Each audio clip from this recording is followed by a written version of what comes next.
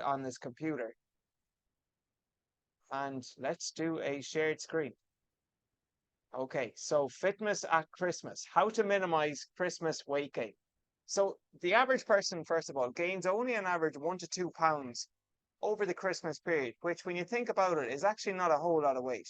And just what I will say is, look, as important and all as this PowerPoint and presentation is, this time next month, we'll be back into a normal routine.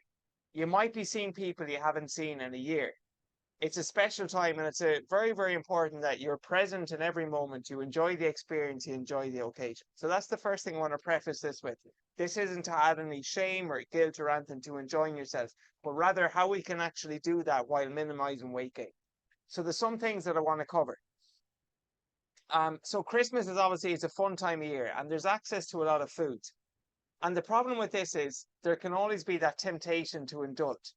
Nutrition rule 101, if a food is in your sight, sooner or later it's going to be eaten. So we've all probably walked into the kitchen at some stage with no intention of eating, and then you might see a biscuit, you might see a chocolate, you might see something on the table. And before you realize you've had two or three of them, even though if they weren't there, you probably wouldn't have had them. So the out of sight, out of mind principle is really important, something I'll be talking to us about. But what I want to explore is how we can enjoy Christmas without compromising our health and fitness goals. So there's a few approaches that people take with this. Some people press the effort button. So they press the effort button and they just say, right, for the next 2 weeks, I'm just going to go all out. The benefits being you don't miss out on any activity. You're not restricting yourself in any way. The drawbacks being you increase in your weight, your clothes feel tighter, and you don't feel the best waking up the next day. Now, I've never done this for a full Christmas, but I remember once on Christmas Eve, I'll never forget it. It was just what triggered me was I had a high sugar breakfast, which I usually would never have. And when I started my day off with sugar, that just triggered more sugar cravings for me throughout the day. And this came into, a high sugar breakfast. All of a sudden, I'm having celebrations and I'm eating them, even though I don't really want to eat them. I'm having chocolate, I'm having ice cream, I'm having all of this. And I'm waking up Christmas morning. I did not feel good at all. And that for me, I embed that memory in my head so much that I'll never do that again. So I don't recommend doing the effort approach. It might feel good temporarily for the first 5 or 10 minutes, but we all know you just don't feel good after it. And it puts off your mood, it puts off your energy. You wake up feeling terrible the next day as well. So there's no point pressing the effort button. The other option then would be staying on plan completely. So the benefits being when you stay on plan completely, you maintain your overall physique or even improve it. And the drawback is, of course, that we're saying no to maybe some social events and we might miss out on some of the holiday fun. However, I had a client last year, Tom, and he was adamant to stay on track for the full entire Christmas because his problem was when he took a break over the Christmas, it's like the chain, the once something's in motion, it stays in motion analogy. He had a great routine built up right into the Christmas period, but then that 2 week off, he found it very, very hard to get back on track in January. As a result, having a 2 week break, he missed one week that compounds to 2 weeks. All of a sudden in January, he's gained a couple of pounds and his motivation is at a low. He wasn't able to lose the weight and he regained all the weight that he lost previously. So Tom, this time around last year, he said that he wanted to stay on plan as much as possible. So that's the second approach where maybe you're just opting for more of the high protein foods, the turkey, the ham, or minimizing the likes of the chocolates. The drawbacks being though, it is a little restrictive. Here's what my preferred approach is, where we have a balance between being on and off plan. The benefits is you can enjoy the holidays with minimal relapse. And it's a strategic approach because everyone talks about Matthew, Stephen, Tamim. Everyone talks about if you're not progressing, you're dying. But I'm a big believer that when you think your health and fitness overall, there's times of the year when you should be pushing and times of the year when you should be pulling. And if you think of 52 weeks of the year, and for these 2 weeks at Christmas, we'll just say from the 17th of December until New Year's Day, roughly 2 weeks we're talking there. 2 out of 52 weeks, it's 4% of the entire year. So I'm looking at this from a macro level. If we're very consistent for the other 96% of the year, there's a lot to be said for not over stressing about 2 weeks at Christmas time. And the problem is with everything online now, most people worry too much about the weight gain from from what you call it, Thanksgiving until New Year's Day, but neglect from New Year's Day to Thanksgiving. So most of the heavy lifting will be done between now and then. With that being said, this is the preferred approach which I'll be coaching us through. Having a balance between being on plan and off plan. And this is strategic. So this is where the strategy comes in. What's the first strategy? Okay, we have to structure the day right. You have to structure the day so we can have some festive fun without pressing the pause button. First of all, we start the day off. How do we start the day? Always start the day hydrated. First thing in the morning. I don't care if you're out the night before. I don't care if you had a couple of drinks. I don't care what goes on. Every morning, I'll have a bottle of water with me beside the bed and I will scull that back. I'm a big believer in front loading the day with water and then easing off as the day goes on so you're not getting up in the middle of the night to go to the bathroom. So my morning mineral cocktail is just a suggestion, which would be a pint of water, squeeze a lemon, and some pink Himalayan salt. But in the first 60 minutes of the day, front load your day with water. Try to get at least 1 litre in. Okay. After we have our water in, what I would recommend is we do a workout. We all know the longer the day goes on, especially if you have a bit of time off the Christmas, the more social obligations you might have. So that's why I'm a big believer in prioritizing yourself for the first part of the day. And the great thing about Christmas workouts is you'll have a better pump. You're going to enjoy them more because you'll have more carbohydrates likely in you from having a bit extra food. So you'll get an insane pump from doing some of these Christmas workouts. And that's why I like to keep them short, crispy, and quick. Okay, so we've hydrated, we got a nice workout in the earlier part of the day. After that, then fasting. Do we fast? Should we not fast? So this is different for everyone, but a simple and strategic way of minimizing your caloric intake on Christmas, knowing that, okay, I have a big meal later on, will be just to push out your breakfast. So let's just say you typically have breakfast at 8 o'clock. It might be a case that you do your work, you sleep in, you do your workout fasted, and by the time you finish your workout, then you have your first meal of the day. All of a sudden now, instead of breaking your fast at 8 a.m., you might be breaking that at 10 or 11 a.m. It's a simple way to save up some calories for the day. So fasting, what I would typically recommend is you consume all of your foods in an 8 to 12 hour window. So a 12-hour window would be something like 9 a.m. to 9 p.m. An 8-hour window would be something like 12 midday to 8 p.m. I find personally the sweet spot is in that 9 to 10-hour range. So that could be something like start the day off at 11 a.m. and then you finish up eating by maybe 9 o'clock, 8 to 9 o'clock at night. All right. Very, very simple and effective way over the holidays. Then, first meal of the day, you heard about me at Christmas Eve. Once I had that sugar in the morning, that triggered it for the rest of the day. So always start your day off by having something that's going to give you 40, 50 grams of protein and minimize trigger foods. We're talking minimize the Cocoa Pops, minimize the cereal, minimize those high sugary foods, because that's likely going to set you up for the day.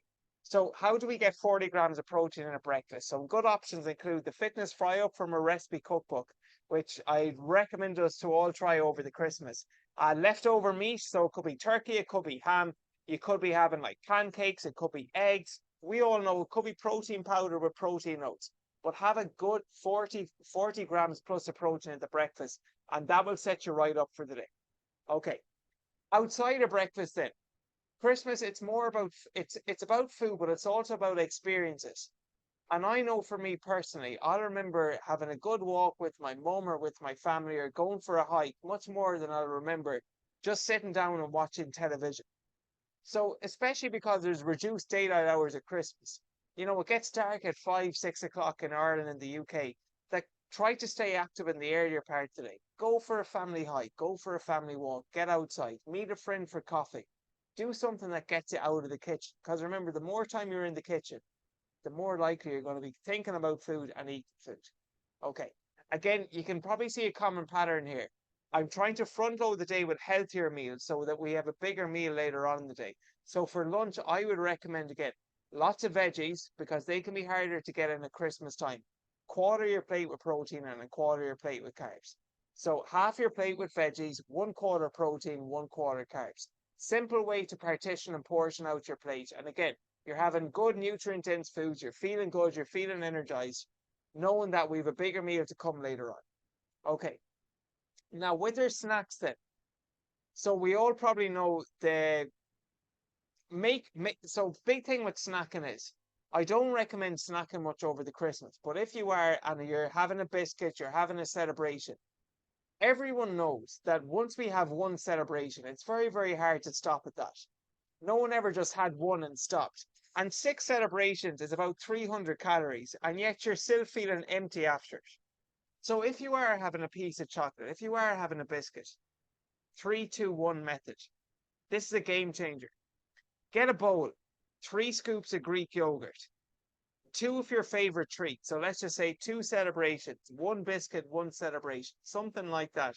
And then one serving of fruit. And make a bloody meal out of it.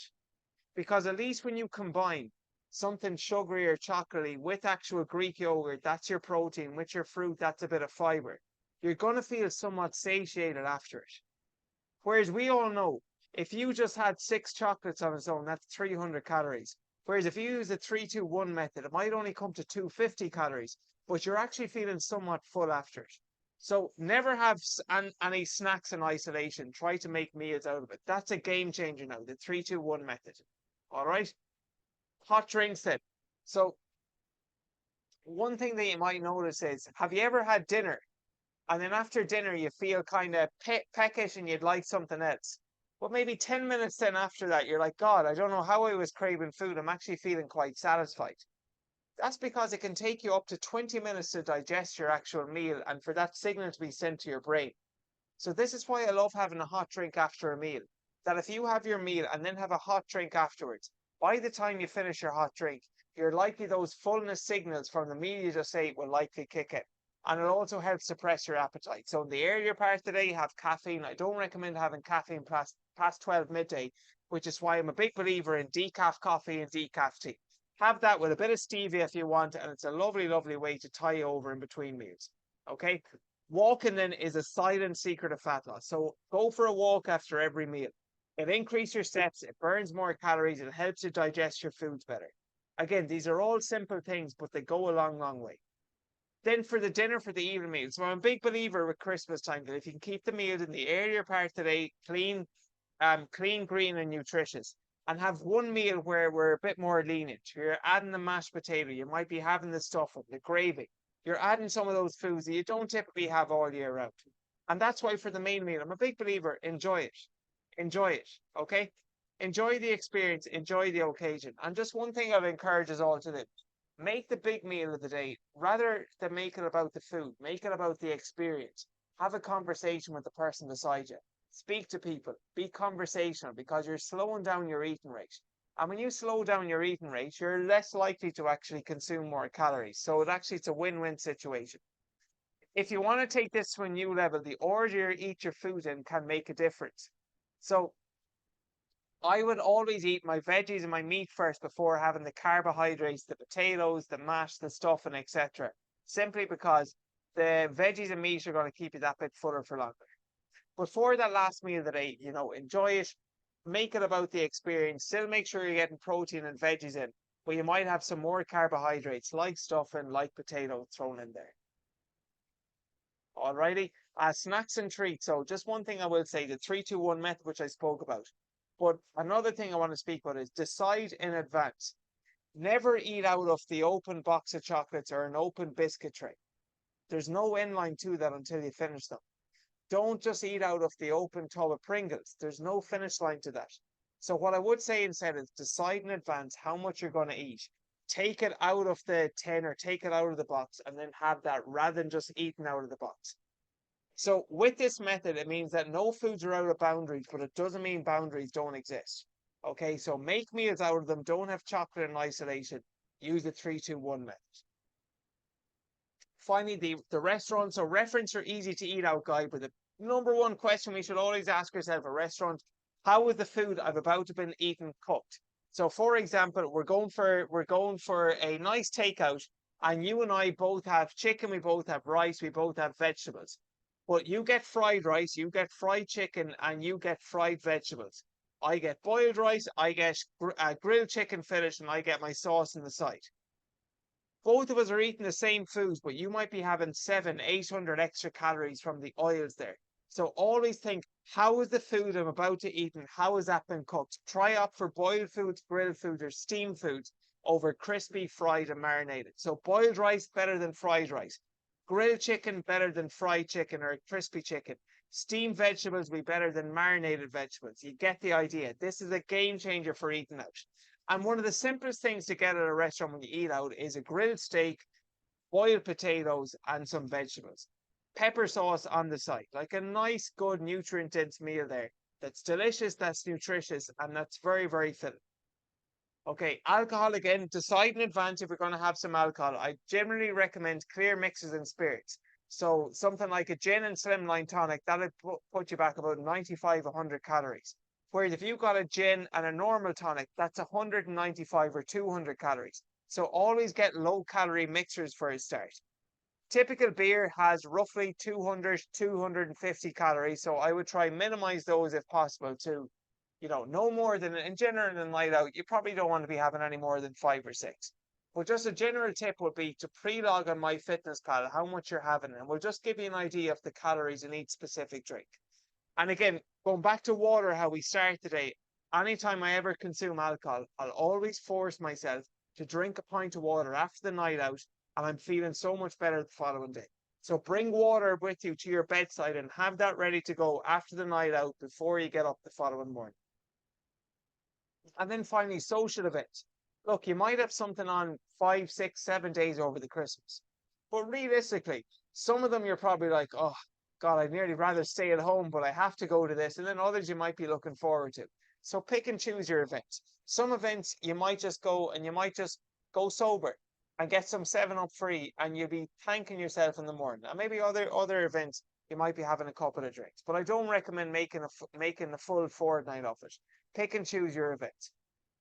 Okay, and finally, sleep is one of the biggest things that we can implement to actually reduce your appetite over the Christmas.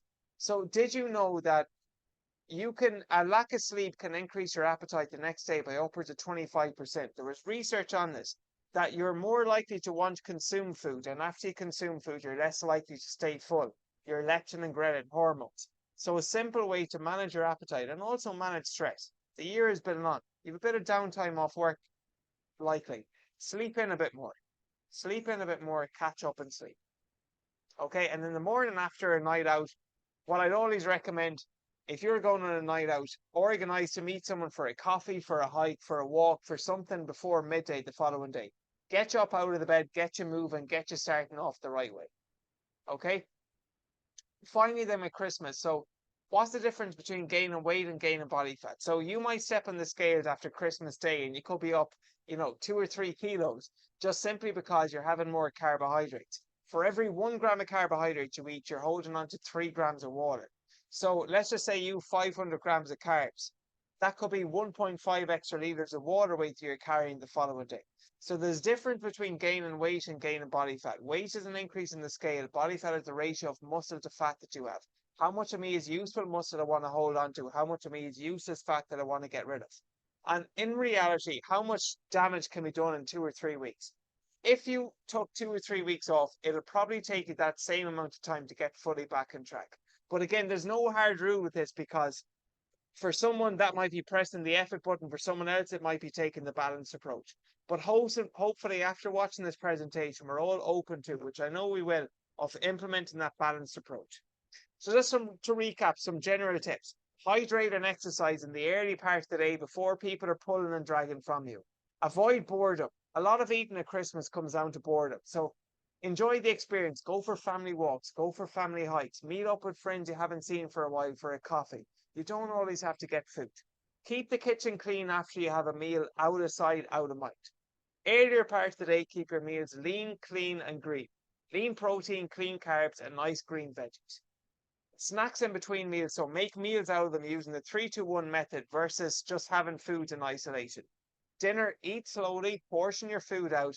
How has the food been cooked? Always something to be thinking about. And that's where I typically recommend one bigger meal a day. That would usually be at the end part for your dinner. Socializing, pick and choose your nights out, and always hydrate to prevent hangovers. Okay? And that is it for the presentation. So I'll stop the recording and I'll open this up to Q&A.